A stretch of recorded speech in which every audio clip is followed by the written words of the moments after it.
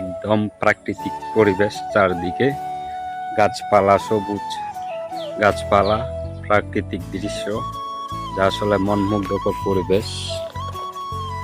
তো আসছিলাম ঈদের ছুটিতে গ্রামে, তো এখন তো আর ছুটি শেষ, চলে যাব ঢাকা, চলে যাব দু-একের ভিতরে, শুক্রবারে মনে হয় কিংবা শনিবার চলে যাব ঢাকা। তো যারা ঢাকা থাকে তারা জানে যে আসলে গ্রামটাকে তারা কতটুকু মিস করে, আর যারা গ্রামে থাকে তারা তো থাকেই, বুঝি, সব কিছুই জানে। আমরা যারা ঢাকা থাকি তারা গ্রামকে অনেক মিস করি, কারণ ঢাকা ইট পাথরের শহর, আসলে মনে হয় যে একটা জেলখানার মধ্যে আমরা বন্ধ থাকি সব সময়। ওই যে পুকুরটা, পিছনে একটা পুকুর আছে, আর এটা গ্রামের যে মেঠো পথ থাকে, সেই মেঠো পথ, মাটির রাস্তা। এটা পাকা হয়ে যাবে কিছুদিন পরে, তখন আপাতত মাটির রাস্তা এটা পুরোটা।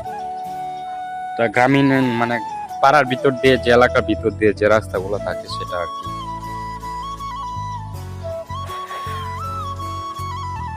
তো আসলে গ্রামে না আসলে গ্রামের ফিলটা পাওয়া যাবে না, এটাই বাস্তব।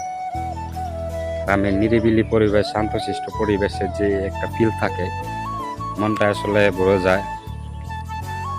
কারণ গ্রামের ছেলে তো, হাজার হোক যতই শহরে থাকি, কিন্তু সব সময় নিজের বুকের ভিতরে নিজের গ্রামটাই বাস করে। নিজের পাড়া প্রতিবেশী, নিজের আত্মীয় স্বজন, ভাই ব্রাদার যারা আছে, তো সবাইকে মিস করি অনেক। ওকে।